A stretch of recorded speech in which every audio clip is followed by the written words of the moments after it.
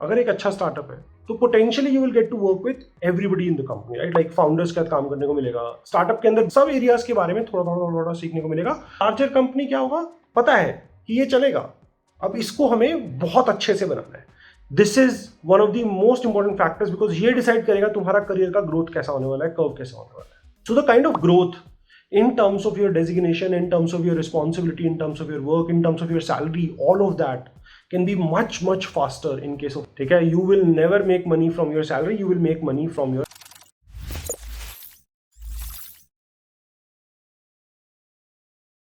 Hi, this is Ankush.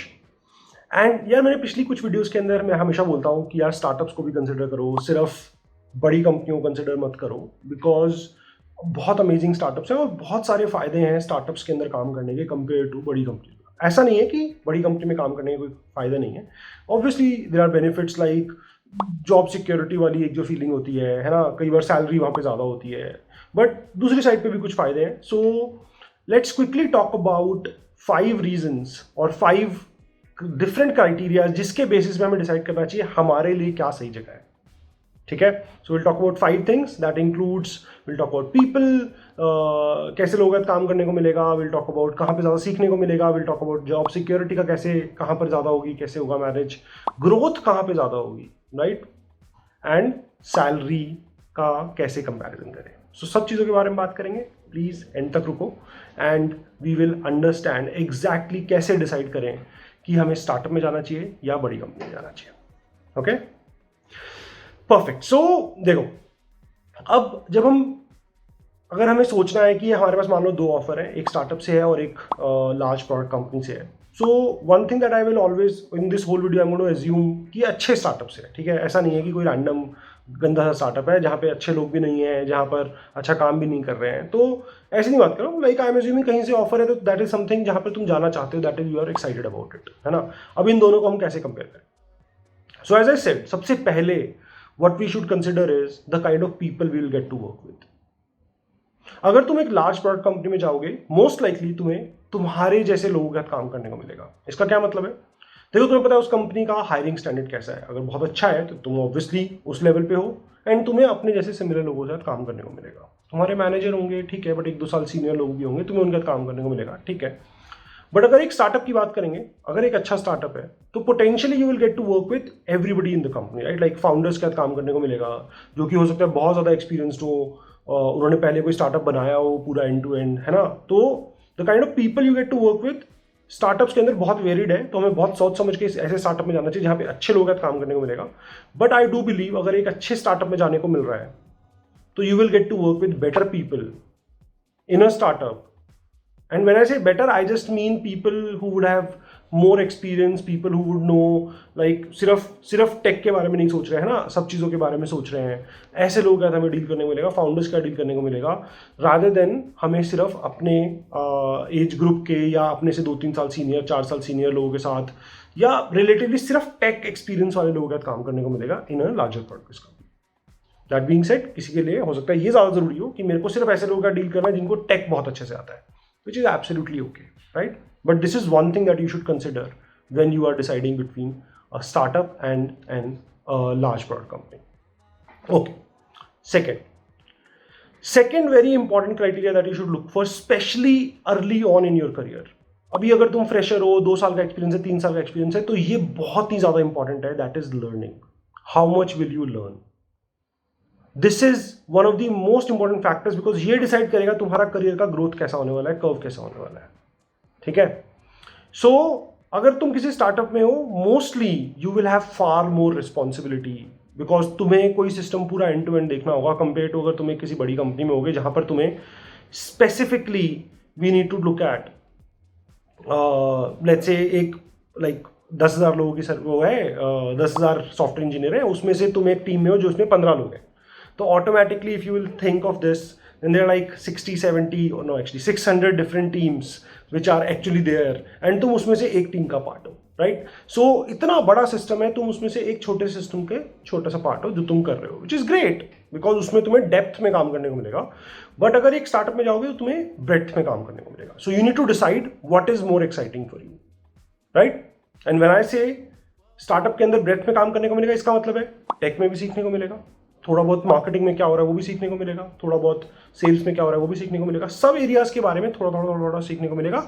जो तुम्हारा main area है दैट इज टेक, उसमें डीप जाके सीखने को मिलेगा, but it's going to be still, क्योंकि क्या हो रहा होगा ना, ये बना के देखते हैं, लॉन्च करके देखते हैं चलता है कि नहीं चलता है, नहीं तो कुछ और ट्राई करेंगे, फिर कुछ और ट्राई करेंगे, फिर कुछ और ट्राई करेंगे। सो उसमें क्या होता है, तुम एक चीज़ बनाते हो और उसको बहुत ज़्यादा अच्छे से नहीं बनाते हो, बट फटाफट से बना के चेक करते हो, फटाफट से बना के दोबारा टेस्ट करते हो। इन अ लार्जर कंपनी क्या होगा, पता है कि ये चलेगा, अब इसको हमें बहुत अच्छे से बनाना है, या कोई चीज़ बनी हुई है उसको और अच्छा करना है। सो ऑब्वियसली दैट मीन्स कि हमें डेप्थ में जाके सीखना पड़ेगा, बट स्टार्टअप के अंदर हमें ब्रेड्थ मिल रही है। आई थिंक अर्ली ऑन जिसको एक बार ये ब्रेड्थ वाला आइडिया मिल जाता है, उसको पता लग जाता है उसको किस में डेप्थ में जाना है। So it's very very beneficial. I think it's very clear that if you get to go to a good startup, your learning will be far more than if you go into a larger company. ठीक है, third की बात करते हैं। Third criteria I think is stability, right? Like if we job security, इसके बारे में क्या सीन है? ऑब्वियसली अगर तुम्हारा अमेजोन में हो गया तो जॉब सिक्योरिटी बहुत ज़्यादा है। एज्यूमिंग कि तुम काम करोगे, काम नहीं करोगे तो कोई भी निकाल देगा, है ना? बट एज्यूमिंग कि तुम काम कर रहे हो तो तुम्हारी job security will be better in case of a larger product based company. Startup में उतनी नहीं होगी, बट इसको ऐसे बिल्कुल ब्लैंकेट मत देखो, है ना? एक सिंगल कि स्टार्टअप में नहीं होगी लार्ज में होगी, ऐसे मत सोचो भाई। अगर एक कंपनी है जिसके पास बहुत सारी फंडिंग है तो ऑब्वियसली वो भी स्टेबल है, उसके पास भी पैसा है, वो 2-3 साल तो कहीं नहीं जा रही, 4 साल तो कहीं नहीं जा रही। सो उसको इवैल्यूएट करो अच्छे से, है ना? कुछ लोगों को स्टेबिलिटी चाहिए, कुछ लोगों को नहीं चाहिए, तो ये बहुत पर्सनल है। किसी को क्यों नहीं चाहिए होगी? जस्ट बिकॉज कि यार क्या फर्क पड़ता है, अगर मान लो यहाँ पे जॉब नहीं होगी तो कहीं और मिल जाएगी। स्किल्स अगर तुम्हारे में है, तुम्हें वो कॉन्फिडेंस है, तो कुछ लोगों को लगता है कि मेरे को स्टेबिलिटी से इतना फर्क नहीं पड़ता, मेरे को काम से, लर्निंग से फर्क पड़ता है। कुछ लोगों को लगता है नहीं यार, security is something that is very important for me. तो तुम्हें अकॉर्डिंगली इवैल्यूएट करना होगा कि जो ये स्टार्टअप है इसमें जॉब सिक्योरिटी कितनी है, कितनी नहीं है। लार्ज में तो ऑब्वियसली है ही, छोटे वाले स्टार्टअप में स्टेबिलिटी है या नहीं है, ये तुम्हें अपने लिए इवैल्यूएट करना चाहिए। ठीक है, very important factor for a lot of people. So you need to decide तुम्हारे लिए इंपॉर्टेंट है या नहीं है, एंड अकॉर्डिंगली तुम्हें इन दोनों के बीच में डिसाइड करना होगा। Okay, so growth, now the next thing I want to talk about is growth. What that means is, अगर मान लो तुम एक स्टार्टअप में हो, ठीक है, फॉर एग्जाम्पल कोडिंग निंजास में भी मेरे को पता है ऐसे लोग हैं जो कि 1-1.5 साल काम किया और फिर वो अब टीम लीड कर रहे हैं, या 3-4 साल काम करेंगे, अब वो ओवरऑल टेक मैनेज करना शुरू कर देंगे, राइट? सो बिकॉज उन लोगों ने बहुत अच्छा किया, तो I am more than happy to tell them कि भाई, या कोई भी startup will be more than happy to tell them कि चलो तुम ग्रो करो एंड तुम और लोगों को सॉर्ट ऑफ मेंटर करना शुरू कर दो। बड़ी कंपनी में क्या होगा, थोड़ा सा फिक्स्ड होगा कि यार 2-3 साल तो करना पड़ेगा ना, तभी तो तुम SD1 से SD2 बनोगे, है ना?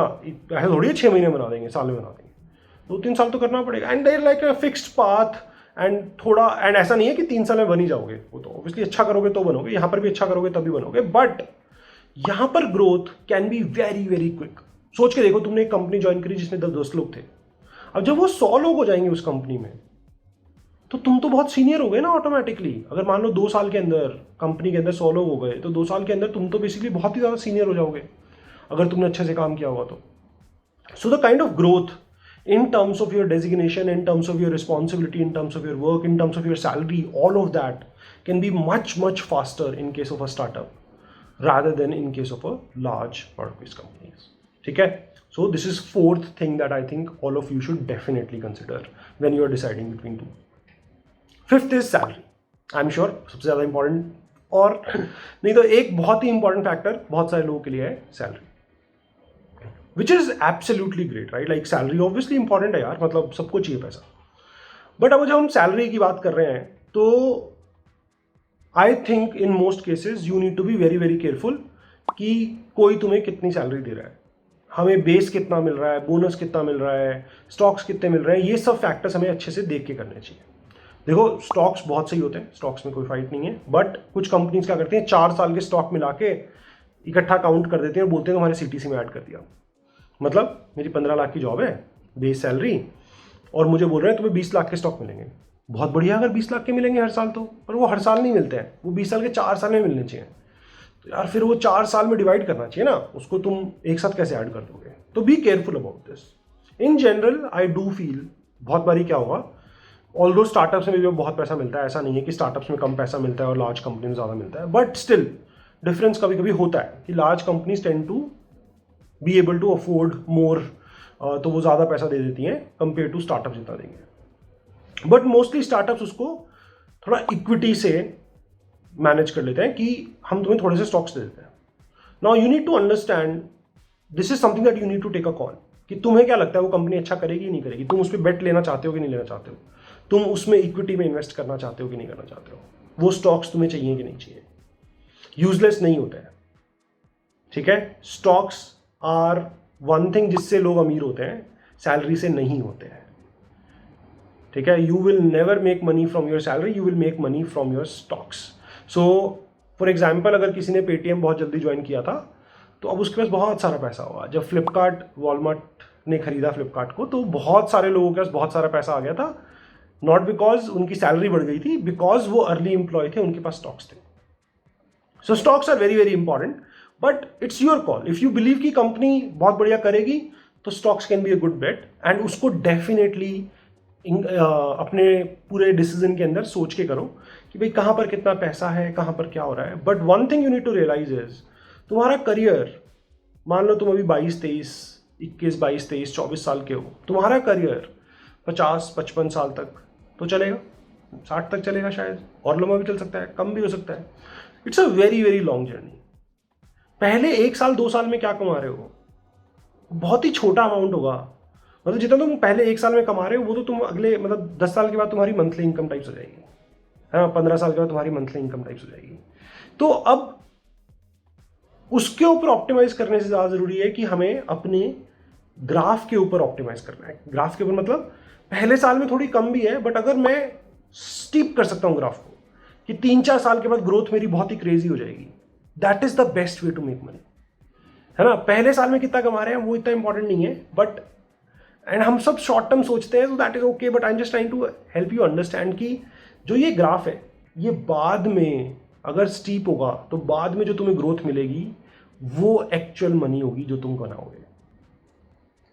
सो salary is extremely important, and मैं नहीं बोल रहा हूँ कोई तुम्हें 5 लाख दे रहा है और कोई तुम्हें 20 लाख दे रहा है तो तुम 5 लाख वाले में चले जाओ, बट अच्छे से सोच के डिसाइड करो। सिर्फ 2-3 लाख रुपए के लिए, 4 लाख रुपए के लिए, ऑब्वियसली मतलब अगर 3 वर्सेस 6 है तो बहुत बड़ा डिफरेंस है, बट अगर 15 वर्सेस 17 है या 15 वर्सेस 18 है तो उतना बड़ा डिफरेंस नहीं है, है ना। और फिर वहाँ पर तुम्हें कंपैरिजन करना होगा कि स्टॉक्स हैं या नहीं है, कहाँ के स्टॉक्स तुम्हें इंपॉर्टेंट लग रहे हैं, नहीं लग रहे हैं, कहाँ पर जो तुम्हें CTC बोला जा रहा है उसमें 4 साल के स्टॉक्स मिला दिए गए हैं। तो ये सब बेसिकली थोड़ा सा ढंग से दिमाग लगा के हमें करना होगा।